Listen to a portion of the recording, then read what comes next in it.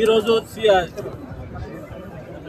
మహేశ్వర్ రెడ్డి గారి ఆధ్వర్యంలో, ఈటల రాజేందర్ ఆధ్వర్యంలో, ఎంపీలు, ఎమ్మెల్యేలు, ఎమ్మెల్సీ గారు అందరూ ఆధ్వర్యంలో ఈరోజు రైతు పడే బాధను చూసి రైతుకు భరోసా ఇవ్వాలనే ఉద్దేశంతోనే ఎక్కడ చూసినా కానీ 35-40 రోజుల నుంచి ఇక్కడ ధాన్యం తీసుకొచ్చిన కొనుగోలు చేస్తలేరనే ఉద్దేశంతోనే ప్రతి రైతు గింజ కొనే వరకు భారతీయ జనతా పార్టీ తరఫు నుండి బీజేపీ భరోసా ఇస్తా అనే ఉద్దేశంతోనే ఎక్కడ వికారాబాద్ నుంచి మొదలుపెట్టి నల్గొండ అయినా సరే, వరంగల్ అయినా సరే, ఇక్కడ పెద్దపల్లి జిల్లా ఈరోజు రావడం జరిగింది.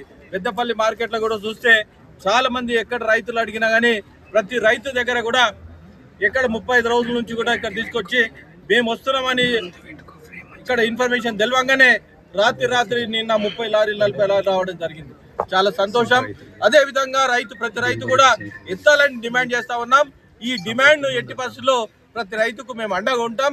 ఇప్పటి వరకు చేసే చాలా మంది ఏంటంటే ఇక్కడ ఉన్న అధికారులు కూడా చాలా మంది డబ్బులు తీసుకొని వాళ్ళని రైతులను ఇబ్బంది పెడతా ఉన్నారు. ఈ రైతులను ఇబ్బంది పెట్టే వాళ్ళను ఎట్టి పరిస్థితుల్లో వాళ్ళు వదలమని భారతీయ జనతా పార్టీ డిమాండ్ చేస్తా ఉన్నాం. ఇప్పుడు ఈటల రాజేందర్ గారు మాట్లాడవలసి రోజులుగా కల్లాలలో రైతులు పడుతున్నటువంటి ఆవేదన దుఃఖాన్ని మా రైతు సంఘం నాయకులు బసవ లక్ష్మీనారాయణ గారు అనేక సందర్భాల్లో అగ్రికల్చర్ మినిస్టర్ గారిని కలిసిండ్రు, అదేవిధంగా సివిల్ సప్లైస్ మినిస్టర్ కలిసిండ్రు, అధికారులు కలిసిండ్రు. అయ్యా, మేము బీజేపీ రైతు సంఘానికి సంబంధించిన నాయకులం, మేము ఇన్ని కష్టాలు ఉన్నాయని చెప్పి వారు చెప్తే ఈ ప్రభుత్వానికి చీమ కుట్టినట్లేదు కాబట్టి, స్పందించిన పాపాన పోలేదు కాబట్టి Bharatiya Janata party legislative party నాయకులు మహేశ్వర్ రెడ్డి గారు, అదేవిధంగా మా వెంకటరామరెడ్డి గారు, మా రామారావు పటేల్ గారు, మా ఫైర్బాండ్ రాకేష్ రెడ్డి గారు, అదేవిధంగా మా ఎమ్మెల్సీ అంజిరెడ్డి గారు, మా బసవ లక్ష్మణరావు గారు, ఎమ్మెల్సీ మా అన్న కొమరన్నకు సంజయ్ రెడ్డి గారు, ప్రదీప్ గారు, మాజీ శాసనసభ్యురాలు మా శోభక్క గారు, సంధ్యమ్మ గారు, సునీల్ రెడ్డి గారు, సురేష్ రెడ్డి గారు, శ్రీనివాస్ గారు, గోమాస శ్రీనివాస్ గారు, మా పెద్దపల్లి నాయకులకు, కార్యకర్తలకు, ప్రెస్ మిత్రులకు, రైతులకు, అమ్మాయిలందరూ కూడా పేరు పడిన నమస్కారం. ఈ ప్రభుత్వానికి జ్ఞానం లేదనడానికి, ఈ ప్రభుత్వానికి సోయి లేదనడానికి ఇవాళ పెద్దపల్లి మార్కెట్లో మహిళా రైతులు మాట్లాడిన మాటలు ఇవాళ ఇక్కడి మంత్రులు విన్నా, ఇక్కడ శాసనసభ్యులు విన్నా సిగ్గుతో తలదించుకోవాలి. ఇవాళ వాళ్ళు చెప్తున్న మాటలు, ఈ బాధలు పడలేక మేము 1700 రూపాయలకో 1800 రూపాయలకో మక్కలు అమ్ముకుంటే అవే మక్కల్ని బ్రోకర్లు కొనుక్కొని డూప్లికేట్ రైతుల పేరిట పాస్ పుస్తకాలు సంపాదించుకొని మాకేమో మీ పాస్ పుస్తకాలు పట్టుకరా, మీ తమ్ము కావాలని చెప్తున్నారు. కౌలు రైతులకు ఎక్కడ తమ్ము ఉంటుంది? ఇవాళ ఏ భూమి యజమాని దగ్గర అయితే కౌలు రైతులు లీజు తీసుకున్నారో ఆ భూమి యజమాని ఒక ఆయన బాంబేలో ఉంటాడు, ఒక ఆయన దుబాయ్లో ఉంటాడు, ఒక ఆయన హైదరాబాద్ ఉంటాడు. ఆ రైతు వచ్చి భూమికి నువ్వు తమ్ము పెడితేనే ఇవాళ నీకు బస్తాలు వస్తాయి, నీ కాంట వస్తా అంటే ఇంతకంటే బుద్ధి లేని తనం ఇంకా ఉందా అని చెప్పి అడుగుతా ఉన్నా. ఇవాళ కౌలు రైతులకి గతంలో కౌలు రైతులు ఎవరైతే ఉన్నారో ఇవాళ భూమి యజమాని బదులుగా కౌలు రైతుల పేర్లు దాంట్లో పెడితే తమ్ము పెడితే వచ్చేది. కానీ ఇవాళ కౌలు రైతులకు ఆ వెసులుబాటు లేదు. దీన్ని వెంటనే సరిచేయమని చెప్పి ప్రభుత్వాన్ని డిమాండ్ చేస్తున్నాం. నెంబర్ 1. నెంబర్ 2, ఇవాళ మొక్కజొన్నలు నేను ఫస్ట్ టైం చూస్తున్నాం. ఈ మొత్తం 500-600 కిలోమీటర్ల పరిధిలో తిరిగినప్పుడు ఇన్ని మక్కల రాసులు కేవలం ఈ పెద్దపల్లి మార్కెట్లో మాత్రమే కనబడ్డాయి. ఈ పెద్దపల్లి మార్కెట్లో నెల రోజులు అవుతుంది. ఏ వరి ధాన్యంతో గుమగుమలాడనో, ఏ మొక్కజొన్న రాసులతో అయితే మంచి స్మెల్ రావనో, ఇవాళ వర్షం పడి వడ్లు నాని, వర్షం పడి జొన్నలు నాని ఇవాళ దుర్గంధపూరితమైన వాతావరణం ఉంది పెద్దపల్లి మార్కెట్. ఇవాళ రైతులు అంటున్న మాట ఏంటంటే, మేము పండించడానికి కూడా ఇంత బాధపడలే బిడ్డ, కానీ అమ్ముకోవడానికి మేము చూస్తున్న నరకం ఇంత అంత కాదు బిడ్డ, వ్యవసాయం మేము చేయలేము, ఇంత మందు తాగి చచ్చిపోదామన్నంత దుఃఖం వేస్తుంది, బాధేస్తుందని చెప్పి వాళ్ళు మాట్లాడుతున్నారు. వాళ్ళు అంటున్న ఇంకొక మాట ఏంటంటే, మొక్కజొన్న రైతులైతే మా బస్తాలు లేవు, మేము ఇయ్యం మీకు బస్తాలంటే బస్తాలు కూడా వాళ్ళే కొనుకొచ్చుకుంటున్నారు, సుతిల్ నాడు వాళ్ళే కొనుకొచ్చుకుంటున్నారు, వాళ్ళే కూలీలను పెట్టి నింపుకుంటున్నారు, అవసరమైతే వాళ్ళే కాంట కూడా పెట్టించుకుంటా అంటున్నారు, అవసరమైతే ట్రాక్టర్లు మీదే తీసుకుపోయేస్తా అంటున్నా కూడా కనికరం లేదు బిడ్డ. 1 రోజులు అవుతుంది, 40 రోజులు అవుతుంది, ఇవాటికి కూడా ఈ మొక్కజొన్నలో మోక్షలేదు బిడ్డ అని చెప్పి మాట్లాడుతున్నారు. ఇవాళ వాళ్ళు అంటున్న ఇంకొక మాట ఏంటంటే, ఇవాళ మీరు వస్తుందని చెప్పి భారతీయ జనతా పార్టీ పార్లమెంట్ సభ్యులు, శాసన మండలి సభ్యులు, ఎమ్మెల్యేలుగా నాయకులు వస్తున్నారంటే ఇవాళ ఒక్కరోజే 100 లారీలు పెట్టి పెద్దపల్లి మార్కెట్లో కాంటాలు పెట్టి వరిధాన్యాన్ని తరలిస్తూ ఉన్నారు, వరి కుప్పలు తరలిస్తూ ఉన్నారు, మక్క కుప్పలు తరలిస్తున్నారు బిడ్డ అని చెప్పి మేము ఒకటే డిమాండ్ చేస్తూ ఉన్నాం. డ్రామా కంపెనీలు ఆపండి. మీరు అక్కడ సెక్రటరీలో కూర్చొని ఏ స్టేట్మెంట్ ఇస్తారు? మీరు బీజేపీ పార్టీ డ్రామా చేస్తుందంటారు. బీజేపీ డ్రామా చేస్తుందా? సచివాలయంలో కూర్చున్న మంత్రులు డ్రామా చేస్తున్నా? వస్తావా పెద్దపల్లి మార్కెట్ అని చెప్పి సవాల్ చేస్తా ఉన్నా. మీకు ముఖం లేదు, మీకు దమ్ము లేదు, మీకు ధైర్యం లేదు. మీకు ఇవాళ రైతుల కళ్ళల్లో నీళ్లు తిరుగుతూ ఉన్నాయి. ఆనాటి కేసీఆర్ ప్రభుత్వం మా మిర్చికి ఎంఎస్పీ ఇవ్వాలని చెప్పి, మద్దతు ధర ఇవ్వాలని చెప్పి డిమాండ్ చేస్తే సంఖ్యలు వేసి కేసులు పెట్టి జైలుకు పంపించిన కేసీఆర్ను ఫామ్ హౌస్కు పంపించిన చేతిలో మర్చిపోవు బాబు. ఇవాళ మీరు వచ్చిండు, పోయినసారి ఇబ్బంది పడ్డారు, ఇవాళ కూడా ఇబ్బంది పడుతున్నారు. ఈ ఇబ్బందులు మర్చిపోరు సుమా, గుండెల్లో పెట్టుకుంటారు. ఎక్కడి దాకా పోతావు బాబు నువ్వు? తొండ పరుగు ఎరువులు దాకా అన్నట్టుగా నీ పరుగు ఎక్కడి దాకా పోతావు? ఇవాళ కాకపోతే రేపు తప్పకుండా మా గల్లీకి రావాల్సిందే, రేపు మా ఊరికి రావాల్సిందే. ఏం ముఖం పెట్టుకొని వస్తావు? ఏం చేసినామని చెప్పి వస్తావు? రైతు పాలసీ ఇవాళ గంగల పోని కొండ నాలుకకు మంది ఎత్తే ఉన్న నాలుక పోయినట్టుగా నువ్వు రైతాంగానికి ఒప్పుకున్న రైతు భరోసా ఇవ్వవు నువ్వు, రైతు బీమా చేయవు నువ్వు. ఇవాళ రైతులకు ఇచ్చేటువంటి 500 రూపాయల బోనస్ దేవుడు అడుగు. కనీసం వాళ్ళు అంటున్నారు ఏదో ఒక ధరకు కనీసం మీరు పెట్టుకోండి. ఇవాళ పంట పొలాలలో హింస పడ్డదానికంటే 100 రెట్ల హింస మా కుటుంబ సభ్యులందరూ కూడా వరి కుప్పల మీద పడుకొని 45 డిగ్రీల ఎర్రటి ఎండలో మలమల మాడుతూ ఉన్నాం. ఇవాళ మాకు ఇలా దుఃఖం వస్తూ ఉందని చెప్పి మాట్లాడుతున్నారు. రైతేడ్చిన రాజ్యం బాగుపడదు బాబు, గుర్తుపెట్టుకో. రైతేడ్చిన రాజ్యం బాగుపడదు. తెలంగాణ రైతాంగం అంతా కూడా నేను కల్వచెర్లో చూసినా, వరంగల్లో చూసినా, జనగామలో చూసినా, ఇవాళ కాటన్లో చూసినా, పెద్దపల్లిలో చూసినా, రేపు మేము నిర్మల్ జిల్లాలో చూసినా కూడా మొత్తం తెలంగాణ వ్యాప్తంగా రైతుల దుఃఖం ఒకే పద్ధతిలో ఉంది. కాబట్టి ఒకటే పద్ధతిలో ఉంది. కాబట్టి తెలంగాణ రైతాంగానికి, తెలంగాణ ప్రజలకు నేను వినమ్రంగా శిరస్సు వంచి నమస్కరించి చెప్తా ఉన్నా, డ్రామా ఎవడాడుతున్నాడో గుర్తుపెట్టుకోండి. డ్రామా ఎవడాడుతున్నాడో గుర్తుపెట్టుకోండి. ఇలా వాళ్ళేం మాట్లాడుతున్నారు, మేమేం మాట్లాడుతున్నాం, రైతులు పడుతున్న బాధ ఏందో ఒకసారి ఆలోచన చేయండి. నిజమైన న్యాయ నిర్ణేతలు మీరనే విశ్వాసం ఉన్న వాళ్ళం మేము. ఇది ఎక్కడ పోదు. ఆనాడు ఆ ప్రభుత్వాన్ని మట్టె కనిపించడానికి ఎక్కువ రోజులు పట్టలే.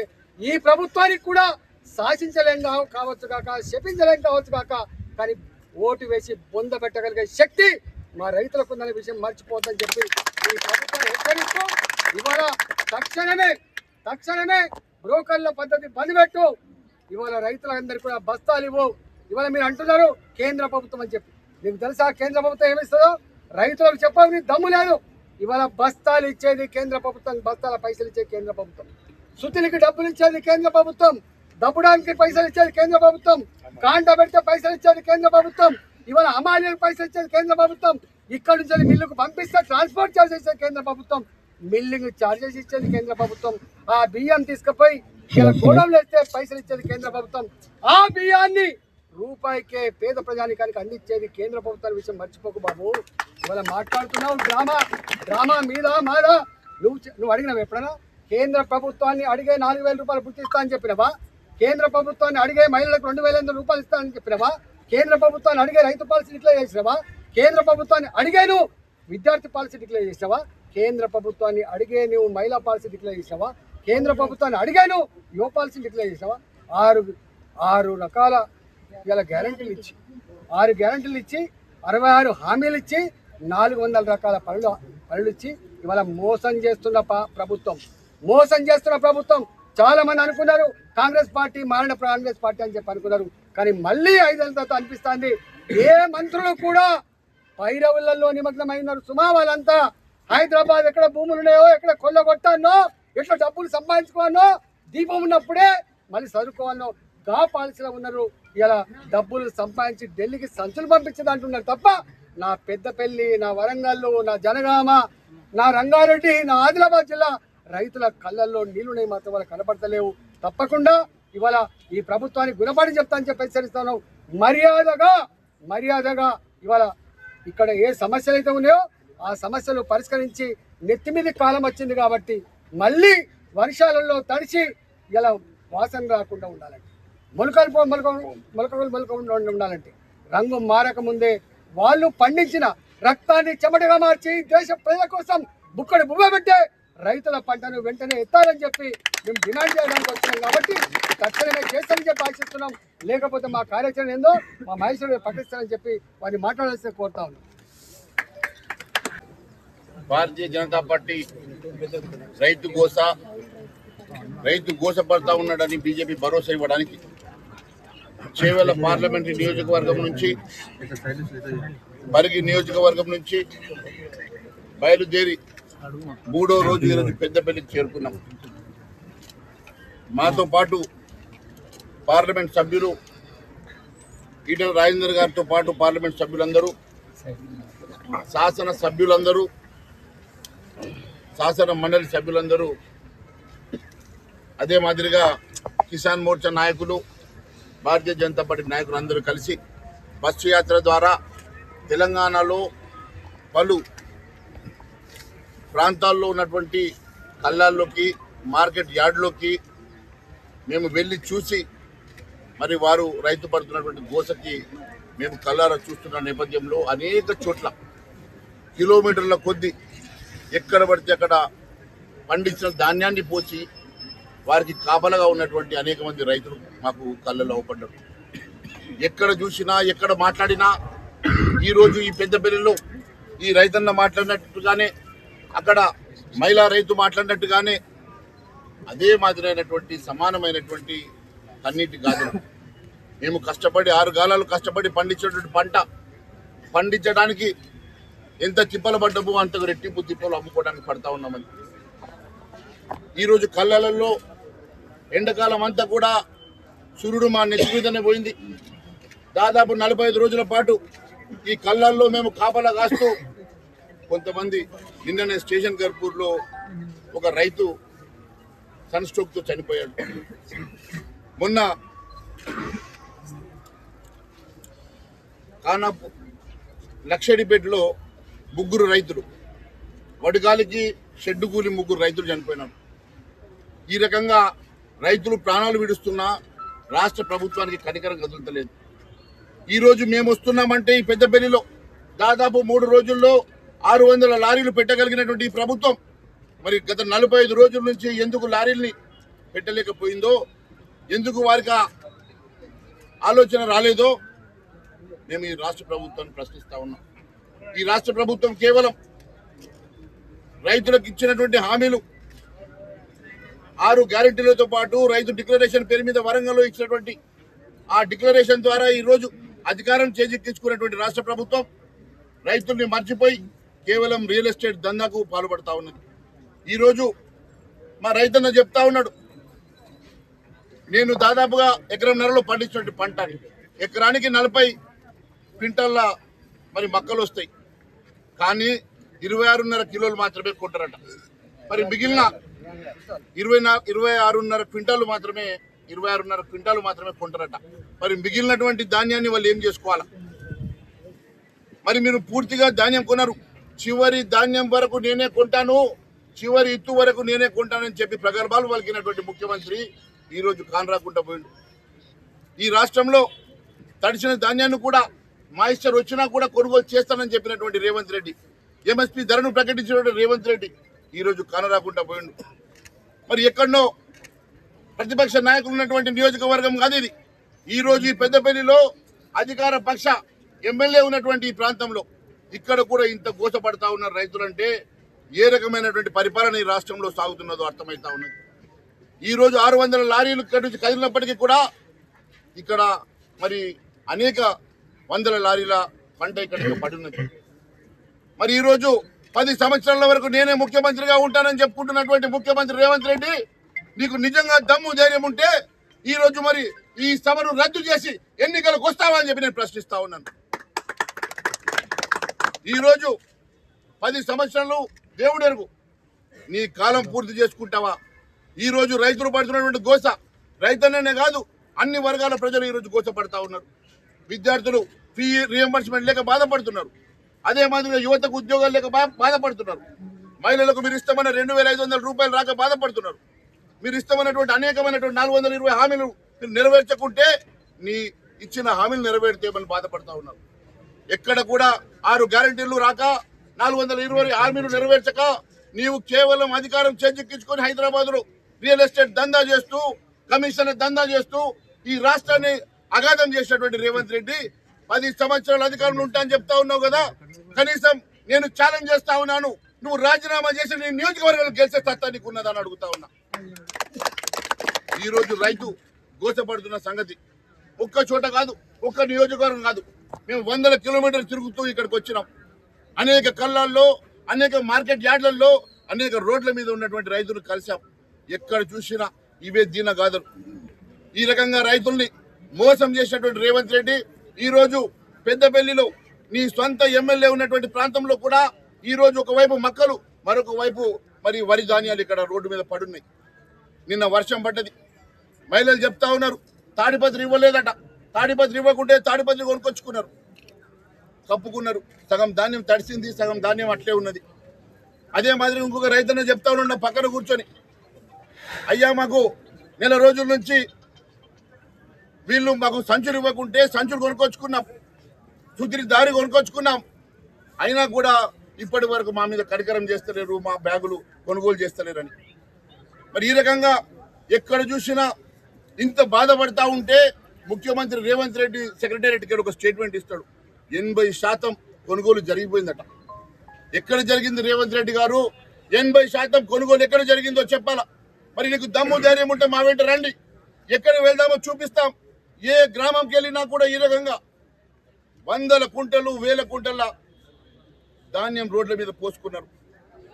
ఒకవైపు కాలం ముంచుకొస్తా ఉన్నది, వర్షాలు పడితే మళ్ళీ ధాన్యం తడిసిపోతుంది. ధాన్యం తడిసిపోతే మళ్ళీ కథ మొదటికి వస్తుంది. మళ్ళీ మీరు మాయిశ్చర్ రాలేదని బాధపెడతారని రైతు దళారుల పాలన ఇలా మోసపోతా ఉన్నాడు. దళారులు వచ్చి కొనుక్కపోతా ఉన్నారు.